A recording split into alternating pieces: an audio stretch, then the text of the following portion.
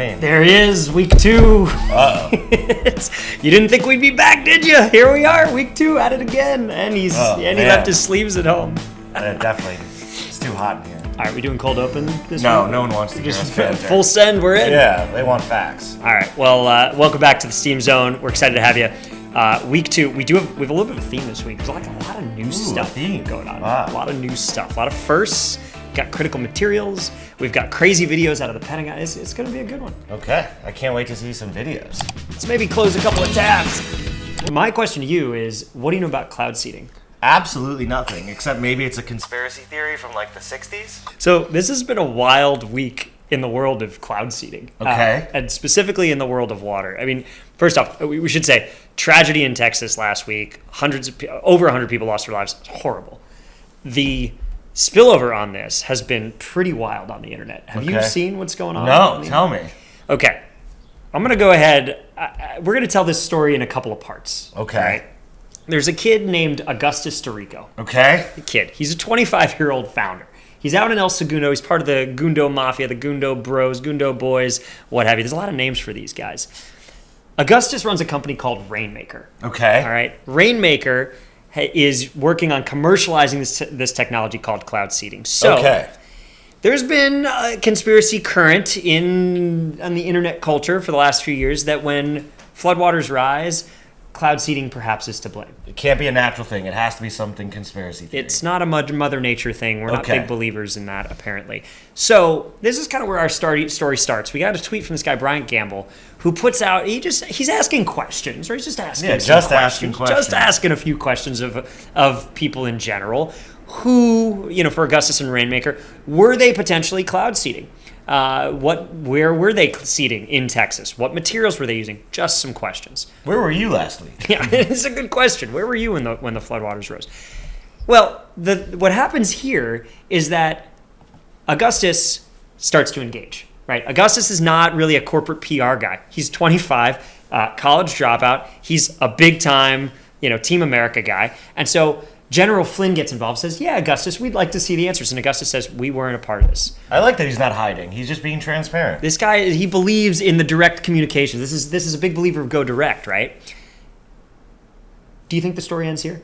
Definitely not. The story does not end here. That's correct. Who's next? What happens next is we get esteemed Congresswoman Marjorie Taylor Greene in the mix. Who else is involved? Now, Congresswoman Greene is not the last person, but she does come in with a bit of a doozy. She says they can control the weather. Okay. Who is they, Ben? Will the next tweet tell us? We are not quite sure who they is. But when Augustus goes on he starts doing a podcast tour, right? So he goes on Sean Ryan.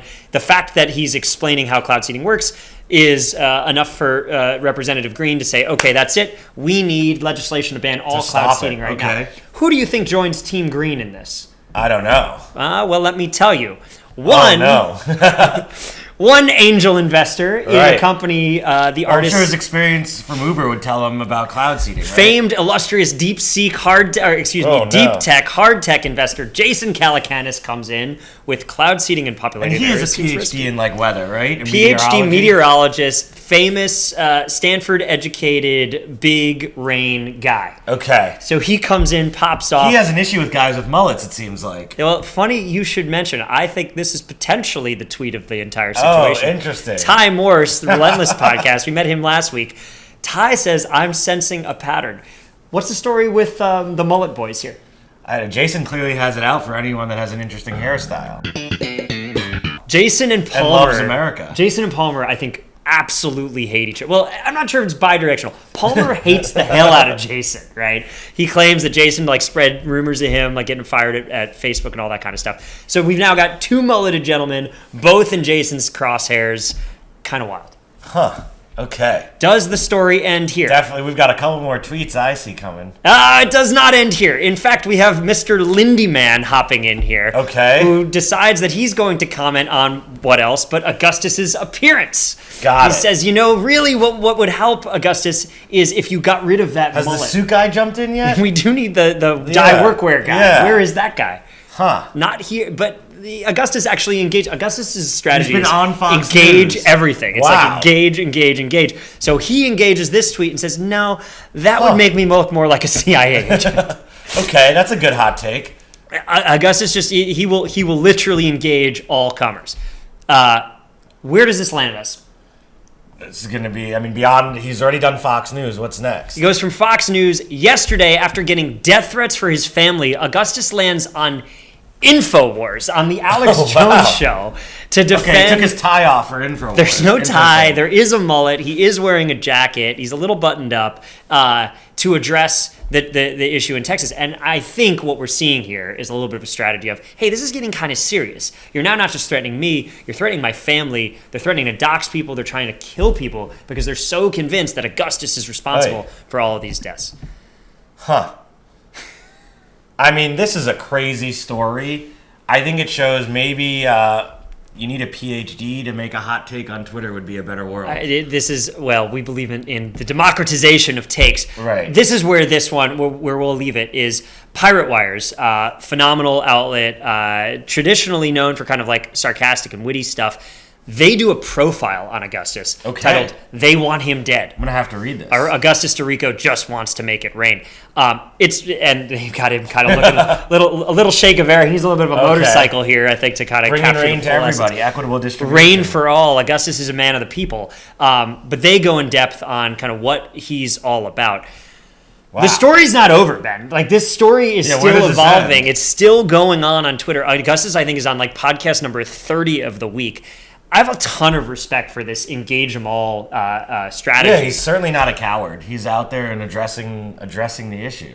We will see where this ends. We'll see if this ends in kind of banning technology. Really, this feels like a compounding tragedy to me. It is obviously extremely horrific what these families are going through. They're still digging out of the devastation in Texas.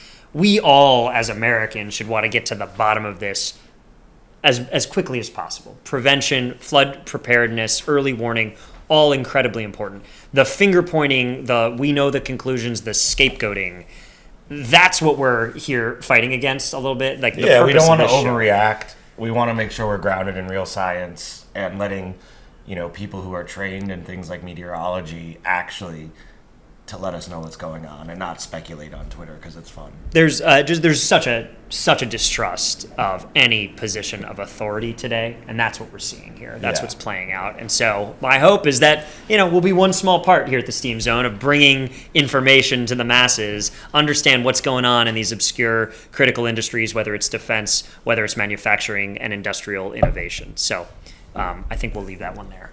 Great. All right.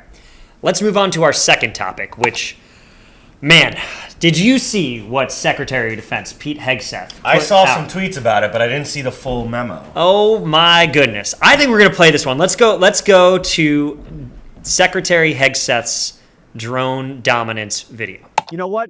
We know why we were put here. We were brought here to rebuild the military, match capabilities to the threats of today. So while our adversaries have produced millions of cheap drones, before us, we were mired in bureaucratic red tape. Not anymore.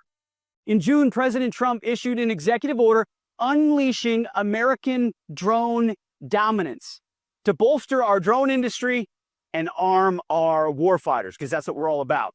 So today, I'm rescinding restrictive policies that stifle production, and this will unleash American manufacturing and the ingenuity of our warfighters by doing three key things.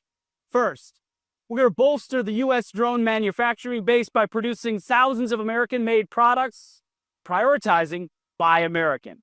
We'll arm combat units with a variety of low-cost, American-crafted drones, leveraging our world-leading engineers and AI experts. And third, we're going to train as we expect to fight. Senior officers, well, I'll grab this. It's the memo. Okay, let's talk about what actually happened with the memo here. What's in it? I think, so the Secretary mentioned the President had an executive order on drones a couple months ago.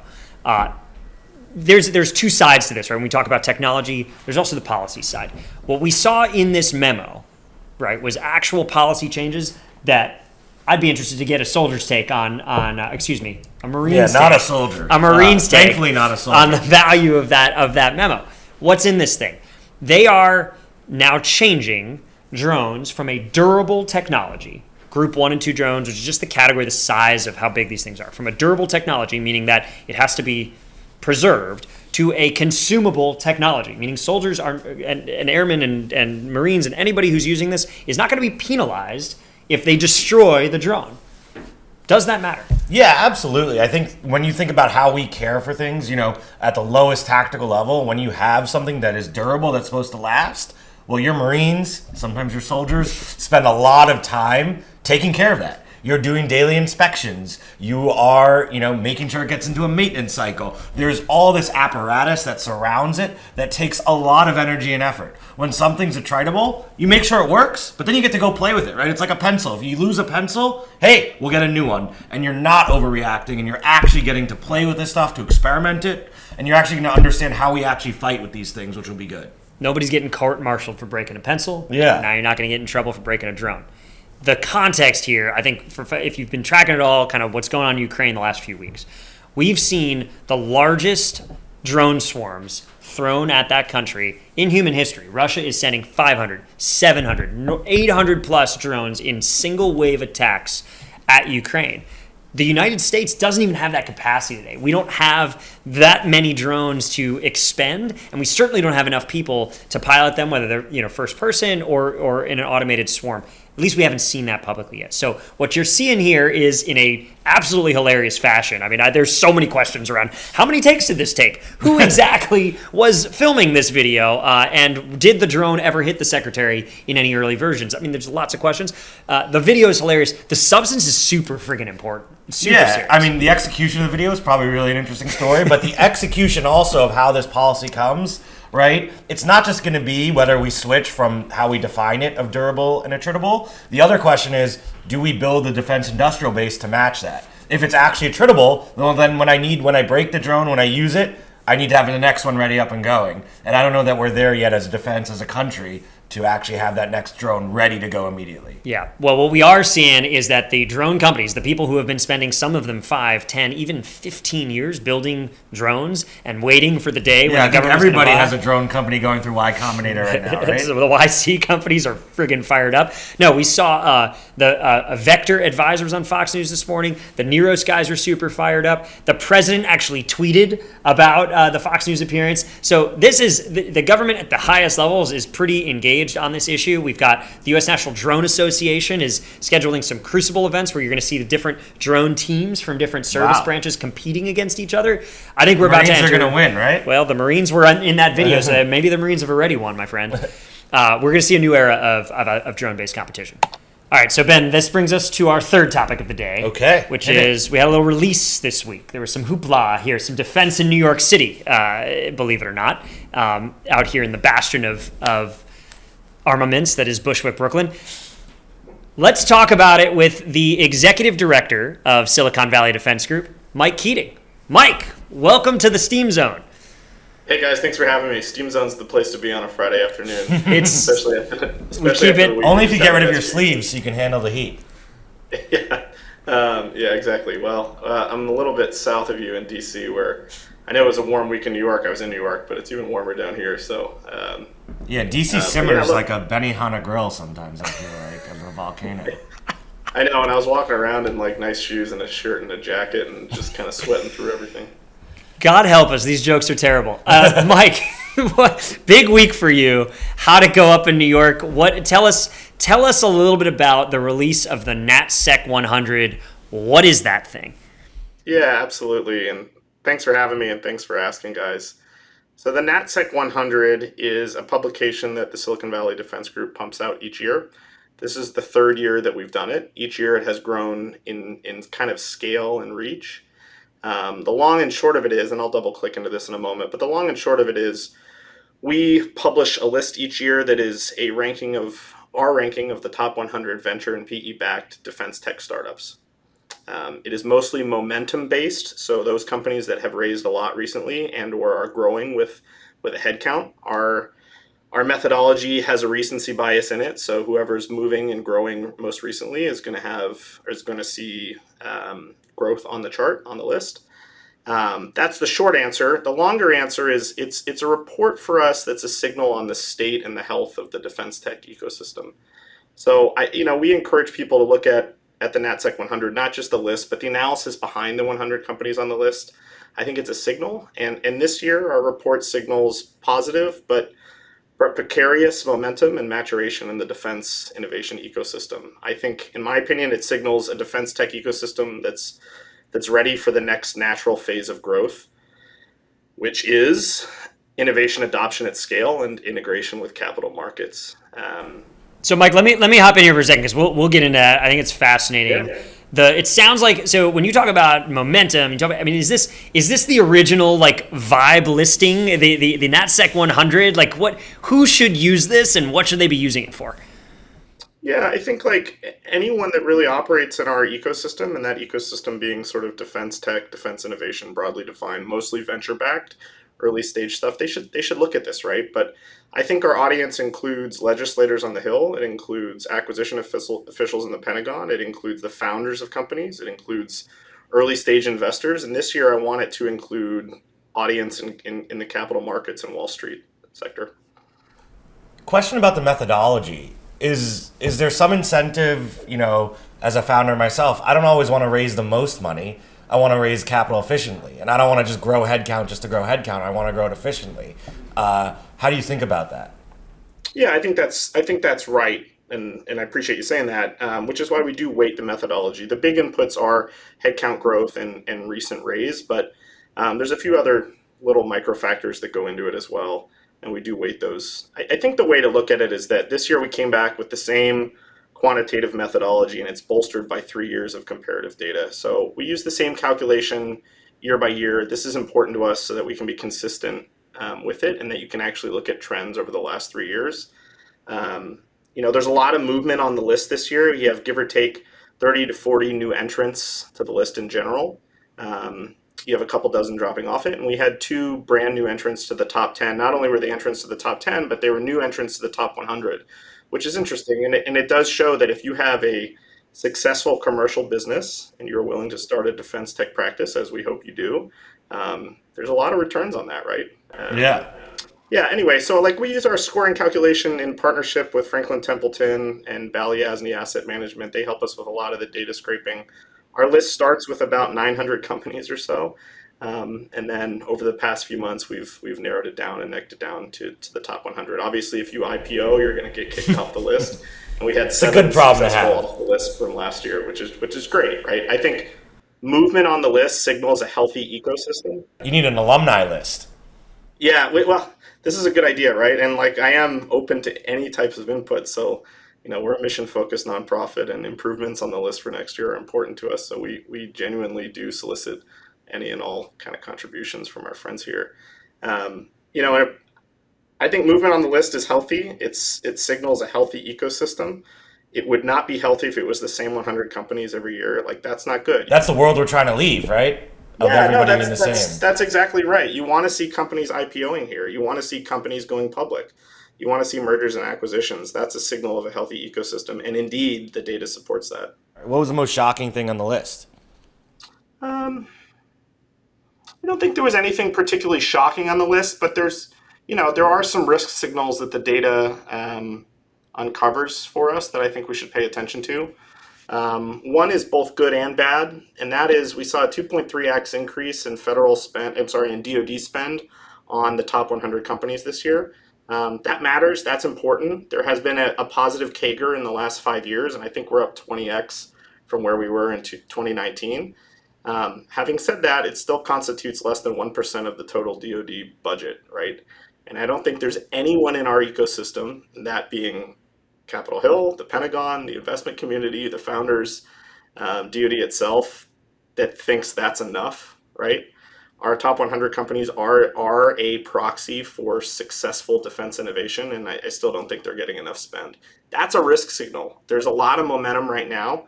There's the executive orders that everyone's been tracking. There's legislation on the Hill and the Forged in the Speed Act. There is momentum in this ecosystem to accelerate or improve the processes to enable accelerated procurement. But that gap between private capital investment and government awards, that's a risk signal to our ecosystem, and that's spelled out pretty explicitly in the report. I think another interesting takeaway for me is that unsurprisingly, right, like most of the investments in the top 100 companies are in software or software adjacent technologies. Like DoD R&E publishes a list of 14 critical technology areas. We don't see as many companies in the top 100 doing hardware centric deep tech um, development. It's not terribly surprising, but it does tell me that A, we may be neglecting those areas, and B, there's tremendous investment opportunity out there for folks that want to support companies that are doing that.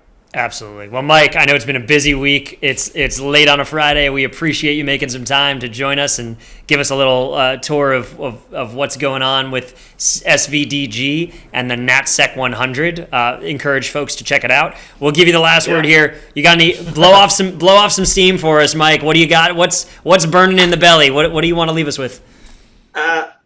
Look, if you look at this year's report and you look at the last two reports, you see an ecosystem that is growing and is maturing. We are still calling this defense innovation.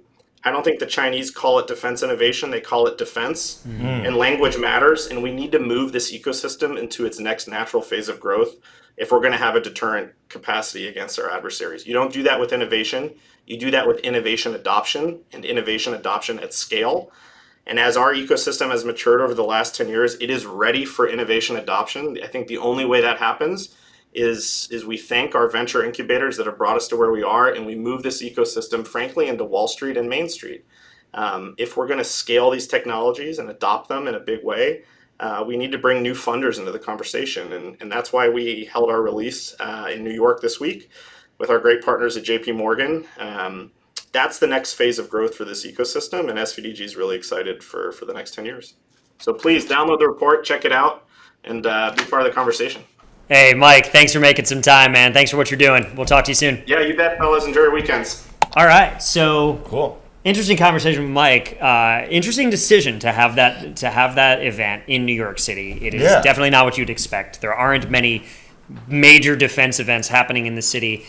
And what do you buy his argument about moving into the next kind of stage of capital? Yeah, I think that he's nailing it, right? There's been all this buzz on the early stage of innovation, and that's great. And then, like we talked about with drones, it's all about execution. And I think in some ways, the symbol of doing that execution is moving it from Silicon Valley into New York and DC.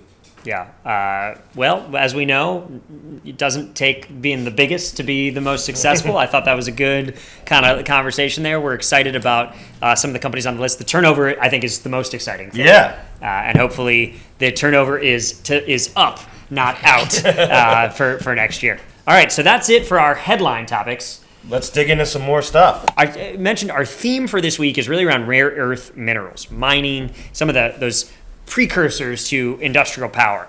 And there's a conversation about China's role with respect to rare earth minerals. Let's listen in to this conversation from Aviation Week. The rare earths industry in particular grew rapidly post-reform opening in the 80s as much of the Western landscape offshored. That's a very environmentally damaging, low profit industry. And so many offshored to China.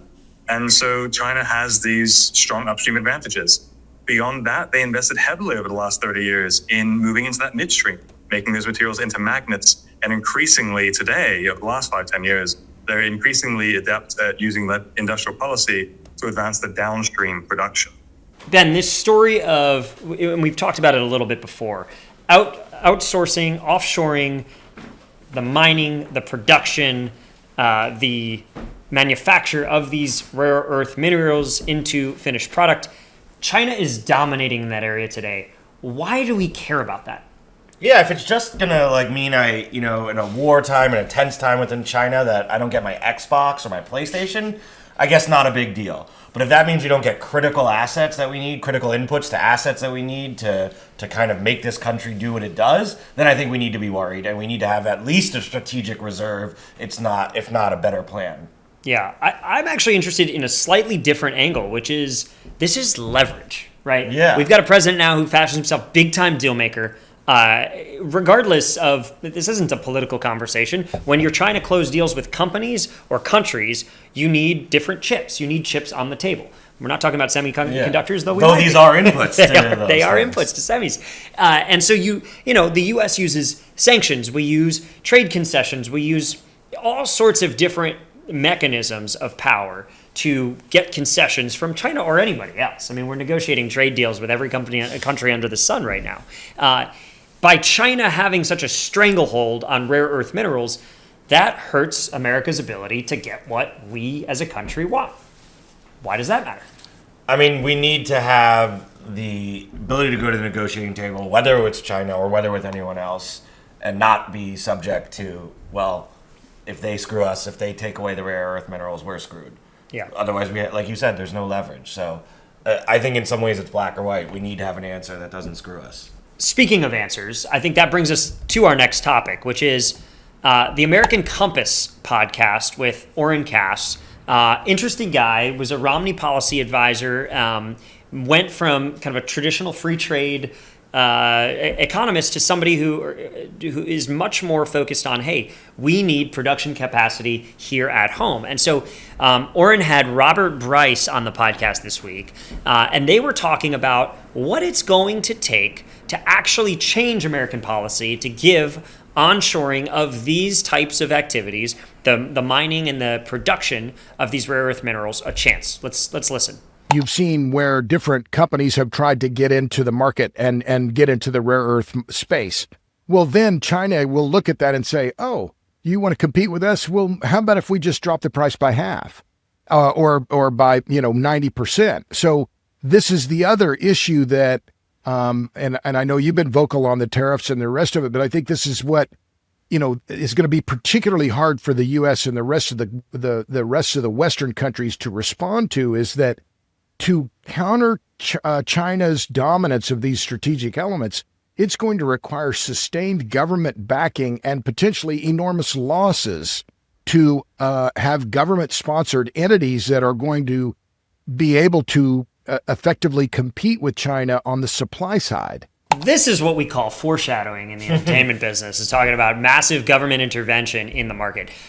This is not an argument you would have expected to see here on a Set It Right podcast a few years ago, by the way. But let's leave the politics aside. Ben, what do you make of Mr. Bryce's argument here that the only way the U.S. is going to compete on these materials is with large-scale, sustained government intervention?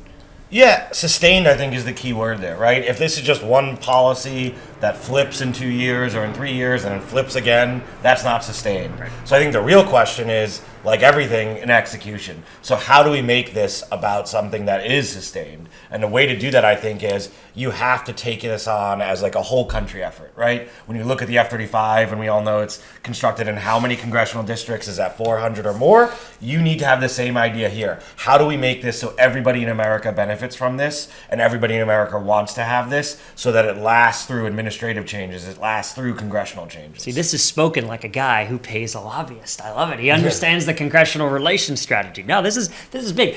There's where my mind goes on this, right? We're seeing the Dr. Elon Musk kind of piping on in social media the last few weeks about the American Uniparty, talking about debt and how we just, both parties spend and spend and spend.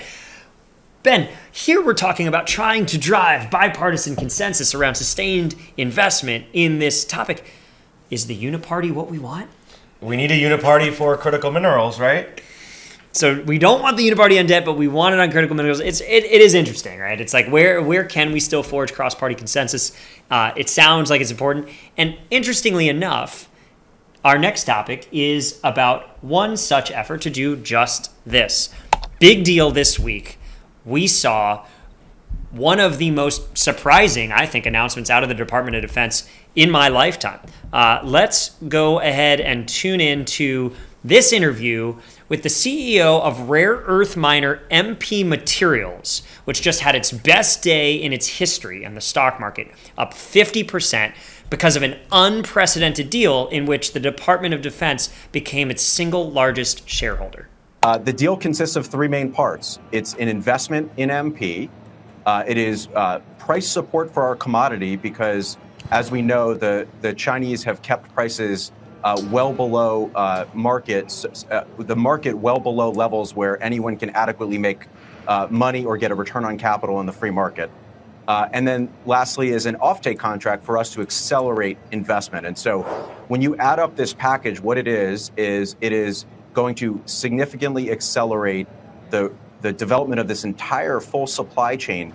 And it's really a win-win-win, Morgan, because obviously it's a win for MP shareholders. We're going to accelerate our mission, and clearly the market recognizes the new economic platform that we have.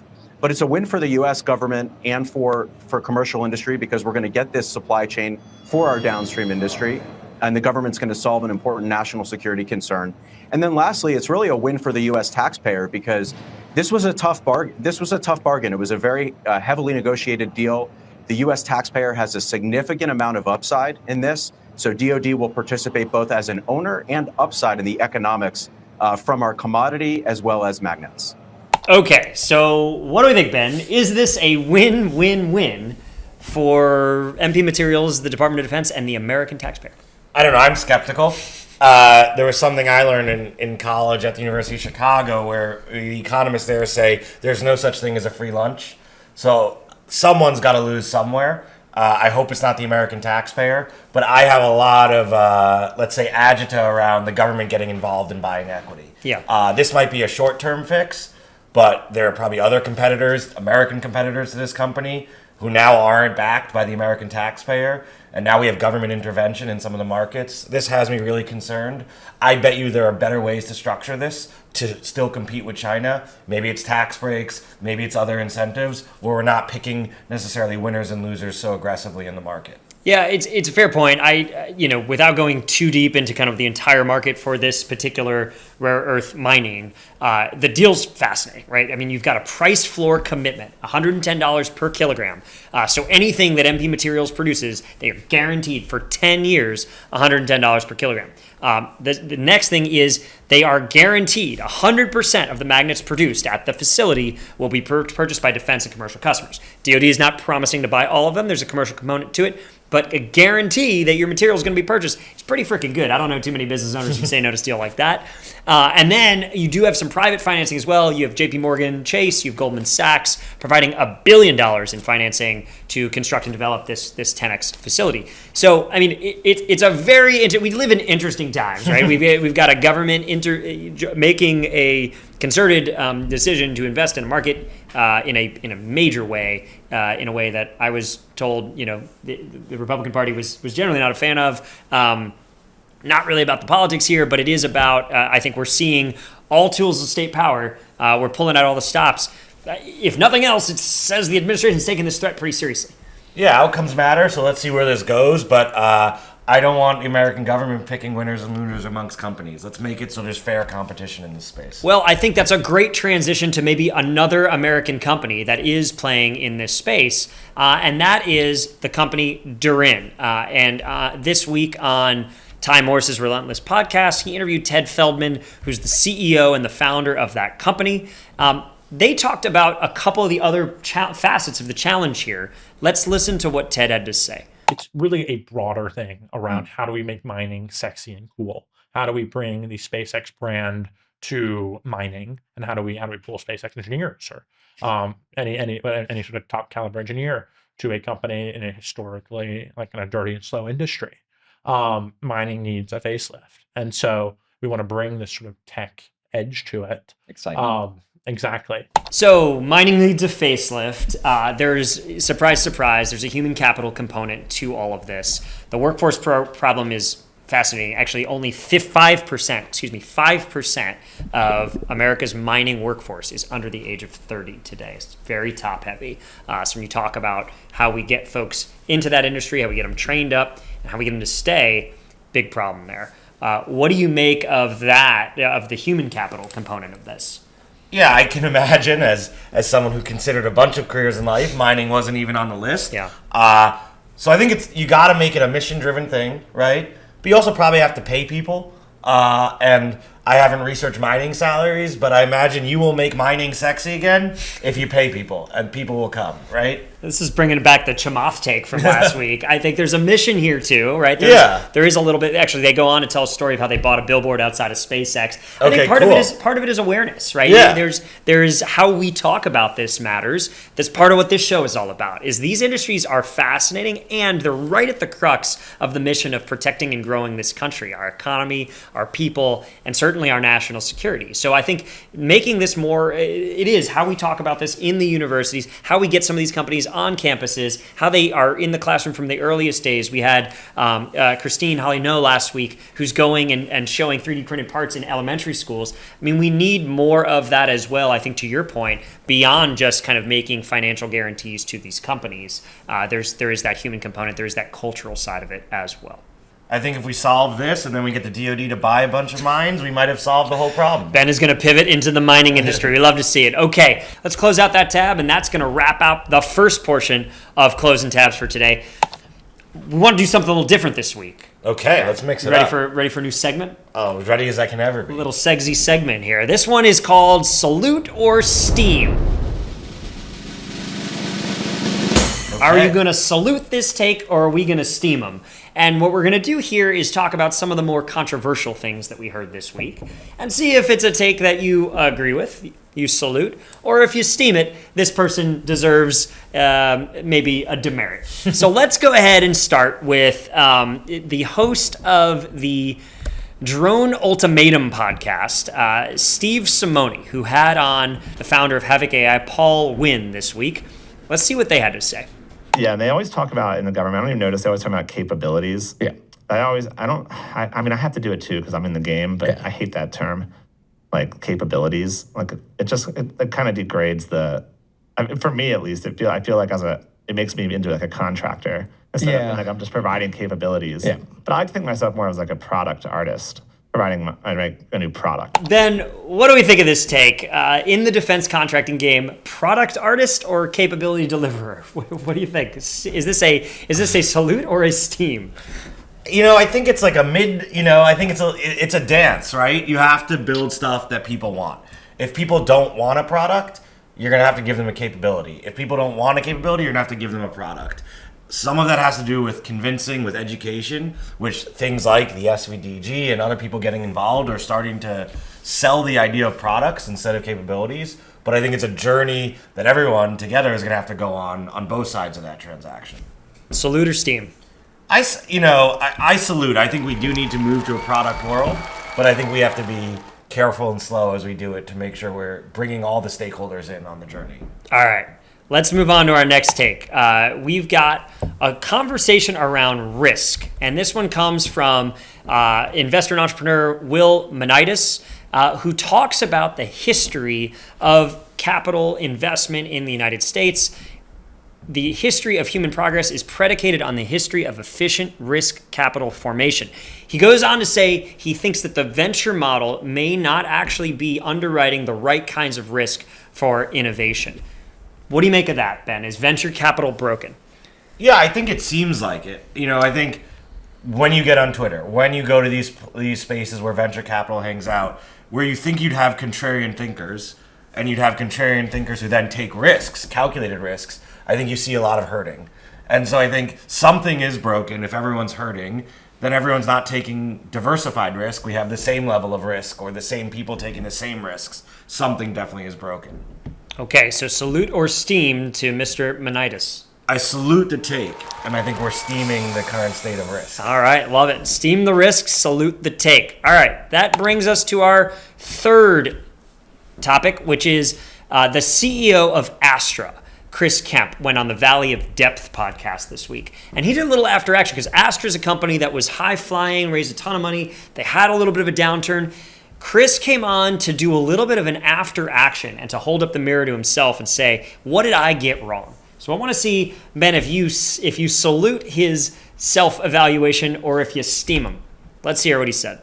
It's about, Starship is experimenting with, the just fail fast, learn fast approach. When you're hardware rich and you have the capital to do that, you can probably achieve success faster that way. And that's what we did. But that built a culture at Astra where we underinvested in the rigor around testing and systems engineering and failure mode analysis and redundancy in the systems. And so I think the pendulum swung the other direction. We hired a bunch of folks that were chief engineer of Blue Origin's New Shepard vehicle. We brought in a lot of that. And we spent a lot of time in the early phases of the Rocket 4 development spending an enormous amount of time ensuring that every potential failure mode is investigated. We actually partnered with the DoD. We had the Space Force partnering with us very closely, looking at almost every engineering decision we're making. They were in our systems. They were attending our reviews. So as a partner, I think the pendulum is very much the other direction. So the argument here is the pendulum swinging from move fast and break things to over-engineering, compliance, and checks. What do you think? Are you saluting or steaming that take as a reason for the company's misfortunes? Well, what I will salute is absolutely like the self-reflection, right? Like that's amazing that he can publicly self-reflect and think about how to do better. And so I think definitely salute that. What about you? I'm with you. I think it's awesome to see this kind of public reflection. And the rest of the episode was great as well. We talked about kind of who you can trust and what people you should be empowering inside organizations, which I think makes all the difference in the world. Figuring that out quickly, making sure you're listening to the right voices, not just the ones who are closest to you. Really, really important. So, all right, saluting Chris. Let's hit our last take. Hey, this is a familiar podcast. This week on a podcast called Crossing the Valley, hosted by yours truly, we had Army CTO Alex Miller. Alex was talking about Detachment 201. We covered this a little bit last week. Silicon Valley CTOs coming into the Army. And Alex talked a little bit about the kinds of problems that they were looking forward to these CTOs solving. So take a listen. As we think about like sort of the big, hairy problems that we want people to be thinking about, it's going to be that. I'll tell you just a tangible, finite thing. When they went through MEPS, so the medical indoctrination that they all have to go through, all of it was on paper. That blows my mind.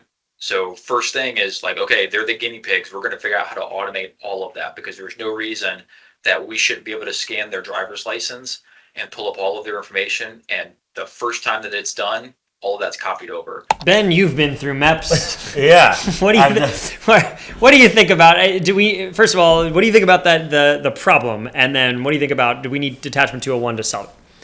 Yeah, I would hope that Detachment 201 takes on all sorts of problems, but maybe more importantly than whether it's paper onboarding at MEPS, it's an approach to problem solving that will enable the department to do it everywhere.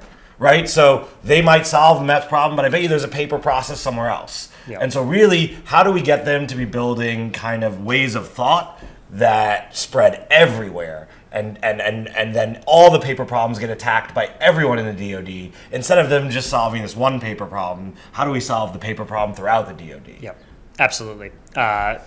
Big salute to Alex. I think he's doing great work. He's dealing with a lot of controversy, and his head is absolutely, and his heart are both in the right place. We got a lot of salutes in there, honestly. I think we're pretty much all salutes. So I don't think we were steaming anybody. Steaming some problems, but not steaming people. All right, we'll do better next week. We'll get some steamers. If you want to have a terrible take, let us know. Tag us, and we'll make sure we steam it here in the steam zone. All right, Ben, let's look forward to next week. What are you watching for? Yeah, I'll be in Detroit at the Reindustrialize Summit. Excited to see a bunch of people throughout the ecosystem that we talk about trying to solve problems. Let's pull up this list. This is a wild guest list. Like the speakers confirmed for Reindustrialize. That team has done an incredible job. The CEOs galore, and some of them are very different than others. The good news is if you're not going to be in Detroit, they do have a live stream, so you'll be able to tune in, and we'll cover it. We'll cover it on the next Steam Zone as well. I'm also looking for, Austin Gray had a really good point here. Oh my God, tab hell, hold on. Austin Gray had a really good point. So Reindustrialize is going on in Detroit. At the same time, the Navy's having their Maritime Industrial Base program, which is basically the event that companies and anybody working on modernizing the Navy and maritime hardware should be at. And it is on exactly the same day, July 17th in Virginia. Austin makes the point, this is a problem, guys. We got to get this right. The same people who are modernizing shipbuilding are also going to be interested in the content of Reindustrialize. It's okay. It's just an event. Keep your head down. Keep building. And that's what matters. All right, Ben. You know what time it is. What time is it? It's time to blow off some steam, buddy. And I'm going first this week because you got the mic first last time. So I'm going to go first here. And my message goes out today to the podcast bros. And this is what I mean by that. Our podcast bros, all these comedians and folks who are stepping into the arena and starting to pipe off on everything from foreign policy to manufacturing to industrial policy in the U.S., they just want the world to be egalitarian. They just want those rose-colored glasses. They want everything to be so wonderful. Brother, you live in the United States of America. The naive view of how the world works is just, it's over. Saying, oh, we shouldn't, why do we care what Russia does? Why do we care what China does? Because, my friends, unfortunately, it is a zero-sum game. So when we're talking about these things today, whether it's drone production, whether it's critical minerals and rare earth elements, we in the United States, if you like your way of life, if you want to keep it, we've got to maintain the ability to, frankly, to impose our will on other countries. That's not just about the military. That's about our culture. That's about the way that we do diplomacy and economic policy. And so all of this matters. You can't have it both ways and just expect that everybody's going to let us keep on doing what we're doing. Cool. That's what I got. What you got, Ben? There are all these exciting headlines that talk about a future that's great. The only way we're going to get there, the detailed execution. So from Detachment 201 to drones to rare earth mineral companies, all of that, it sounds amazing, but ultimately it's going to come down to the detailed plans of how do we get this done? How do we move the big bureaucracy that is our government? How do we move the big bureaucracy that is large companies that exist today? How do we change those things? That's hard work. So I think we're hearing a lot of great things across the country, but really, if we don't do the detailed execution right, it's just going to be great things that don't actually change anything. Spoken like a guy who works in logistics. All right, that's the end of week 2 on the Steam Zone. We committed to doing at least a few of these. So what we need to know is, what do you like? What do you not like? We want to make it better next week. If you watched all the way to the end, comment America below on YouTube, and we'll send you something special. Yeah, maybe a sleeveless tee. Ben will pick something out of his wardrobe that he is no longer allowed to wear, and he will ship it right to your house. All right, man. We'll see you next week. Yeah, week 3, we're going to crush it just like we did week 2.